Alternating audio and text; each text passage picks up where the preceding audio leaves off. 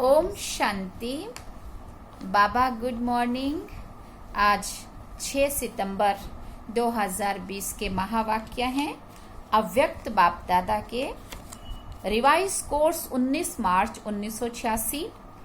सार में बाबा ने कहा, अमृत वेला श्रेष्ठ प्राप्तियों की वेला। आज रूहानी बागवान अपने रूहानी रोज माना फ्लावर का बगीचा देख रहे हैं। ऐसा रूहानी गुलाब का बगीचा अब इस संगम पर ही बाप दादा द्वारा बनता है। बाप दादा हर एक रूहानी गुलाब के फूल की रूहानियत की खुशबू और रूहानियत के खिले हुए पुष्पों की रौनक देख रहे हैं।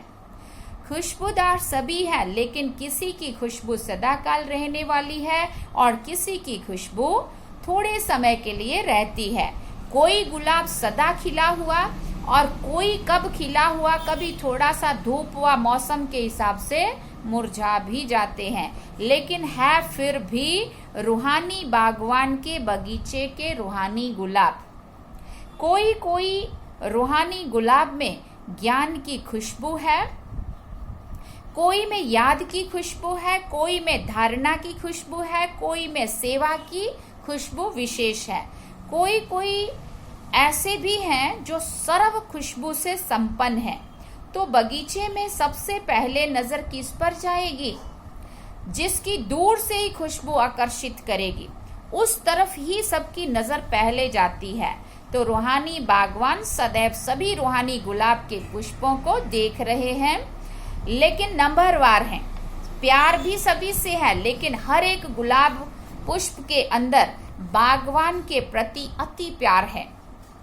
मालिक से पुष्पों का प्यार है, पुष्पों का प्यार है माना हम बच्चों का, और मालिक का पुष्पों से प्यार है। फिर भी शोकेश में सदा रखने वाले रूहानी गुलाब वही होते हैं जो सदा सर्व खुशबू से संपन्न और खिले हुए रहते हैं, मुरझाएं कभी भी नहीं।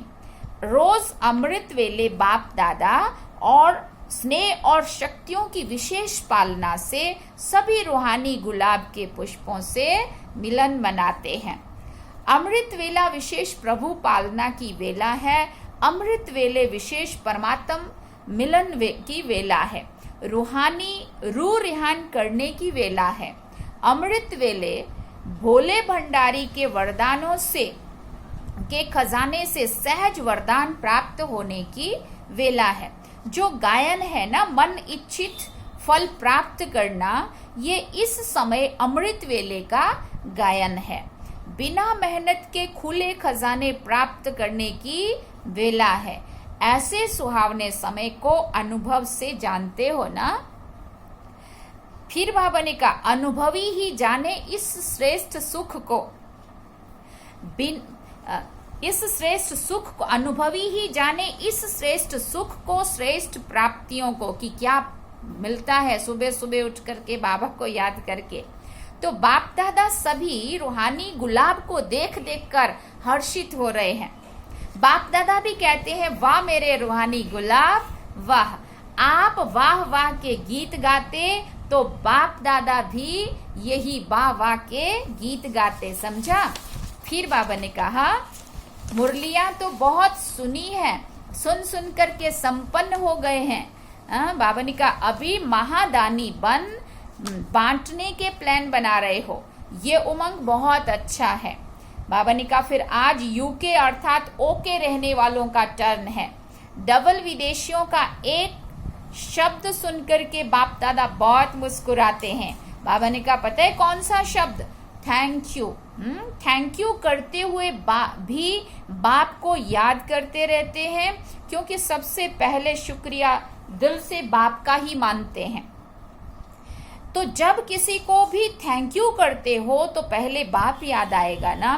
ब्राह्मण जीवन में पहला शुक्रिया स्वतः ही बाप के प्रति निकलता है। कुछ भी काम होता है तुरंत थैंक्स बाबा, निकलता है ना दिल से सभी के। उठते बैठते अनेक बार थैंक यू कहते हो, ये भी एक विधि है बाप को याद करने की। यूके वाले सर्व भिन्न भिन्न हद की शक्ति वालों को मिलाने के निमित्त बने हुए हो ना। अनेक प्रकार के नॉलेज की शक्तियां हैं, भिन्न भिन्न शक्ति वाले, भिन्न भिन्न वर्ग वाले, भिन्न भिन्न धर्म वाले, भाषा वाले, सभी को मिलाकर एक ब्राह्मण वर्ण में लाना, ब्राह्मण धर्म में या ब्राह्मण भाषा में आना। ब्राह्मणों की भाषा भी अपनी है, अपनी भाषा अलौकिक भाषा है ना, जो नए समझ भी नहीं सकते कि ये क्या बोलते हैं, है ना। तो ब्राह्मणों की भाषा, ब्राह्मणों की डिक्शनरी ही अपनी है। तो यूके वाले सभी को एक बनाने में बिजी रहते हो ना। संख्या भी अच्छी है और स्नेह भी अच्छा है। हर एक स्थान की अपनी अपनी विशेषता तो है ही, लेकिन आज यूके का सुना रहे हैं। यज्ञ स्नेही, यज्ञ सहयोगी, ये विशेषता बहुत अच्छी दिखाई देती है।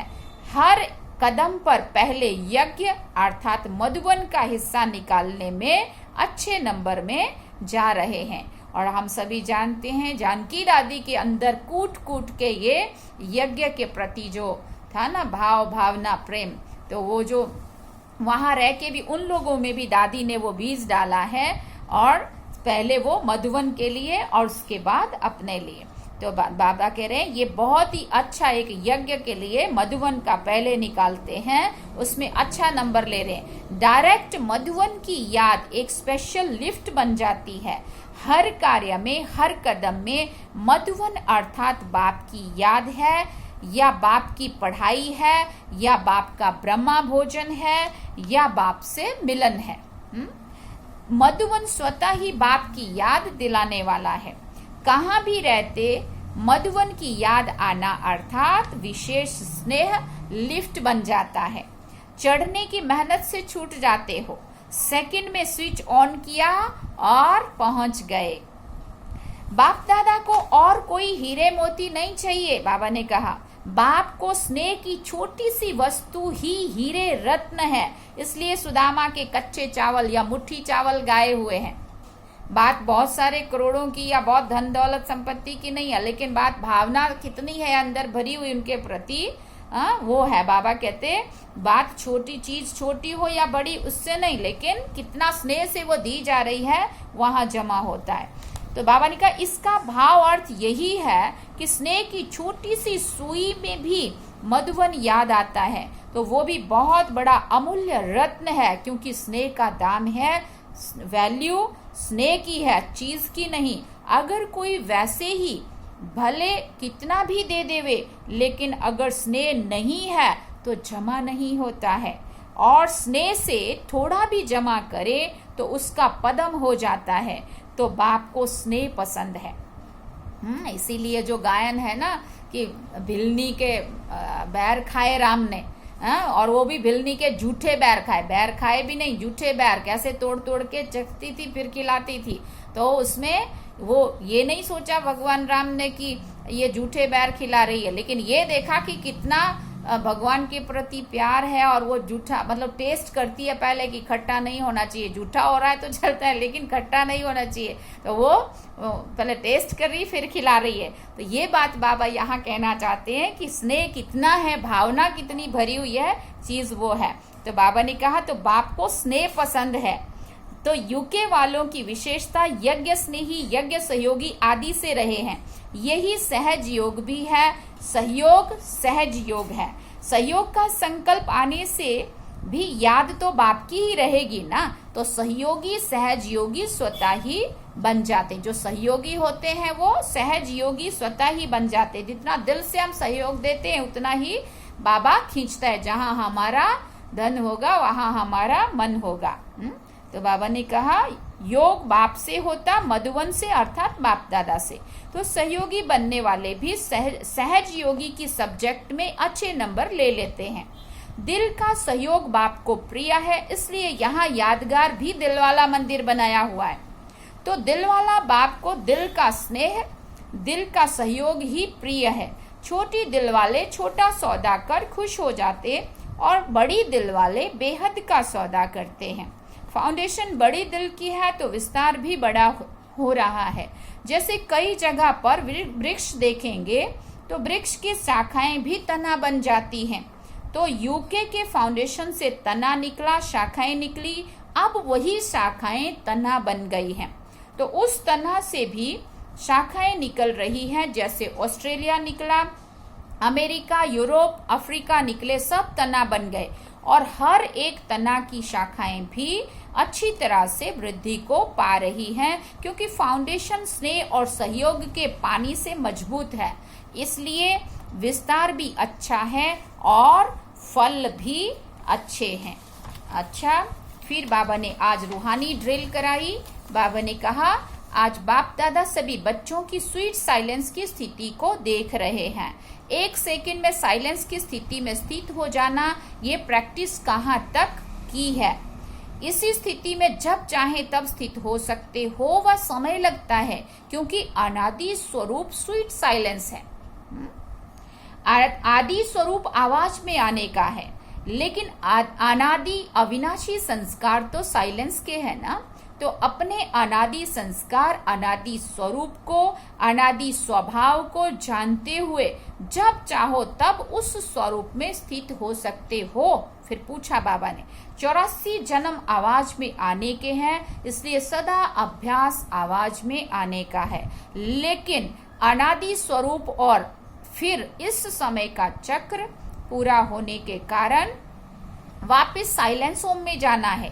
अब घर जाने का समय समीप है। अब आदि मध्य अंत तीनों ही काल का पाठ समाप्त कर अपने अनादि स्वरूप, अनादि स्थिति में स्थित होने का समय है, इसलिए इस समय यही अभ्यास ज्यादा आवश्यक है। अपने आप को चेक करो कि कर्मेंद्रिया जीत बने हो।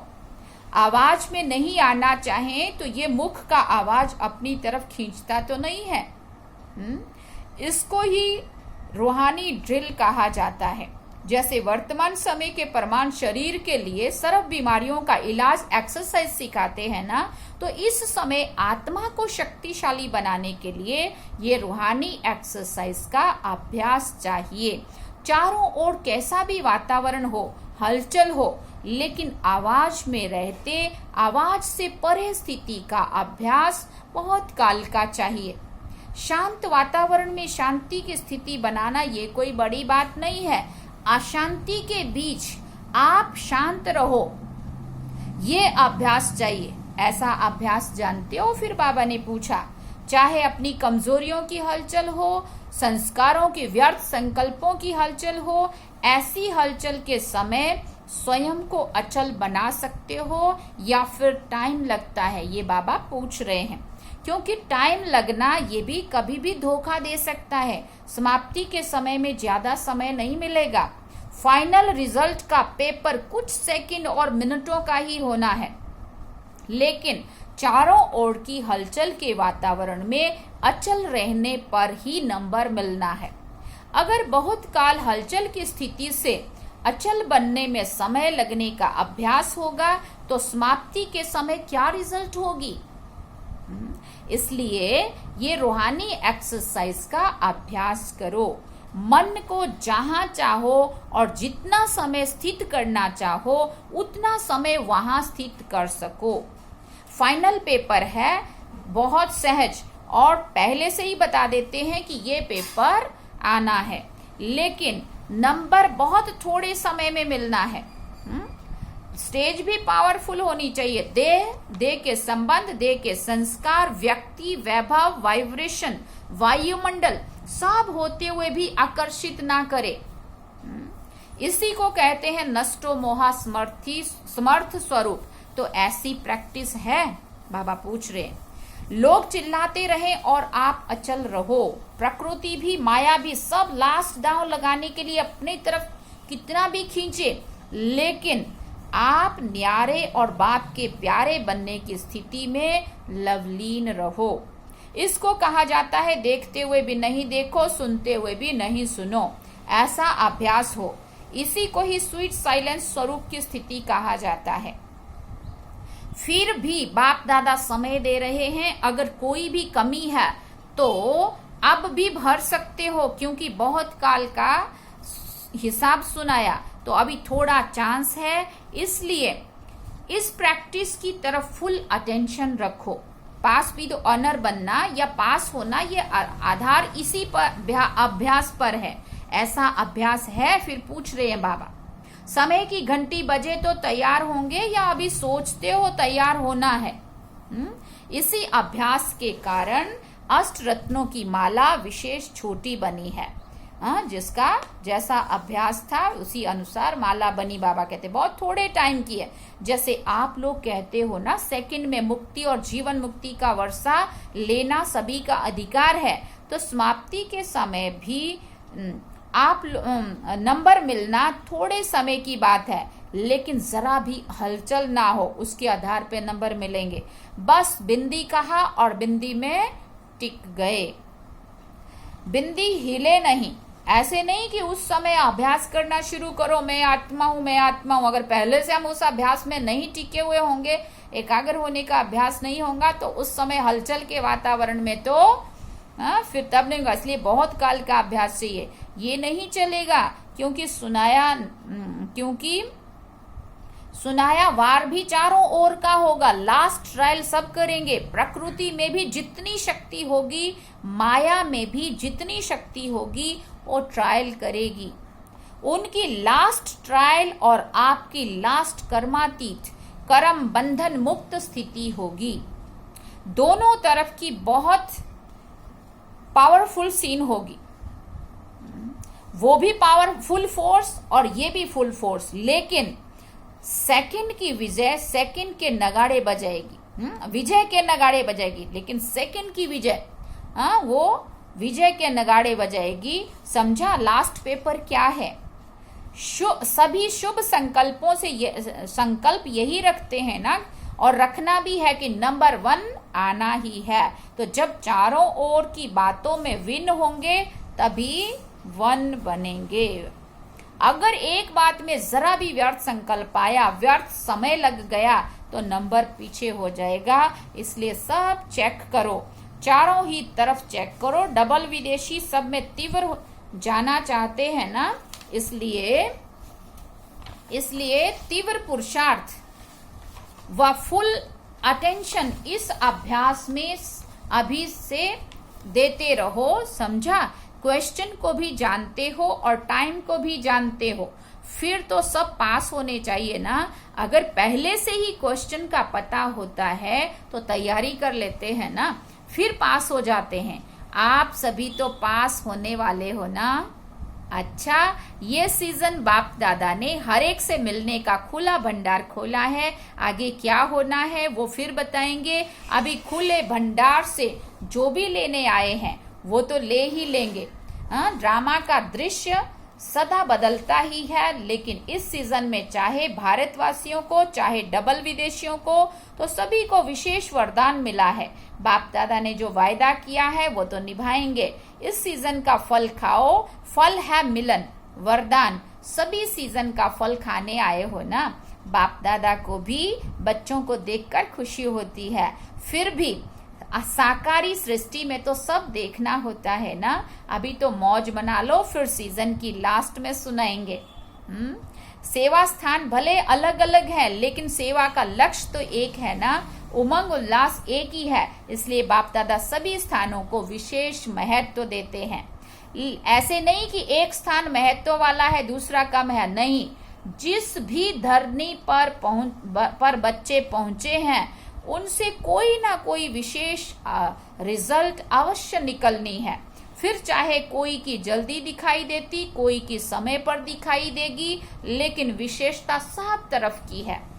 कितने अच्छे अच्छे रत्न निकलते हैं। ऐसे नहीं समझना कि हम तो साधारण है, सभी सब विशेष हैं। अगर कोई विशेष ना होता तो बाप के पास नहीं पहुंचता। विशेषता है, लेकिन कोई विशेषता को सेवा में लगाते हैं, कोई सेवा में लगाने के लिए अभी तैयार हो रहे हैं। बाकी है सभी विशेष आत्माएं, सब महारथी हैं, महावीर हो। एक एक की महिमा शुरू करें तो लंबी चौड़ी माला बन जाएगी। शक्तियों को देखो तो हर एक शक्ति महान आत्मा, विश्व कल्याणकारी आत्मा दिखाई देगी। ऐसा हो ना, ऐसे हो ना। सिर्फ अपने अपने स्थान के कल्याणकारी तो नहीं हो ना। सभी अपने अपने पाकिस्तान के कल्याणकारी तो नहीं हो ना? नहीं बाबा, हम विश्व कल्याणकारी हैं। यहाँ पे बाबा ने मुरली पूरी की। अच्छा, मीठे मीठे सिकिल दे बच्चों प्रति माता पिता बाप दादा का याद प्यार, गुड मॉर्निंग, नमस्ते। हम रूहानी बच्चों की भी रूहानी माता पिता बाप दादा को दिलवा जान सिकवा प्रेम से याद प्यार, गुड मॉर्निंग, नमस्ते। थैंक्स बाबा। अभी हम वरदान में सुनेंगे आज का वरदान। देह भान का त्याग कर निक्रोधी बनने वाले निर्माण चित्त भव। जो बच्चे देह भान का त्याग करते हैं उन्हें कभी भी क्रोध नहीं आ सकता, क्योंकि क्रोध आने के दो कारण होते हैं। एक, जब कोई झूठी बात कहता है, और दूसरा जब कोई ग्लानि करता है। यही दो बातें क्रोध को जन्म देती हैं। ऐसी परिस्थिति में निर्माण चित्त के वरदान द्वारा अपकारी पर भी उपकार करो, गाली देने वाले को गले लगाओ, निंदा करने वाले बच्चे को सच्चा मित्र मानो, तब कहेंगे कमाल। जब ऐसा परिवर्तन दिखाओ तब विश्व के आगे प्रत्यक्ष प्रसिद्ध होंगे। फिर स्लोगन में बाबा ने कहा, मौज का अनुभव करने के लिए माया की अधीनता को छोड़ स्वतंत्र बनो। मौज का अनुभव करने के लिए माया की अधीनता को छोड़ स्वतंत्र बनो। अच्छा, ओम शांति।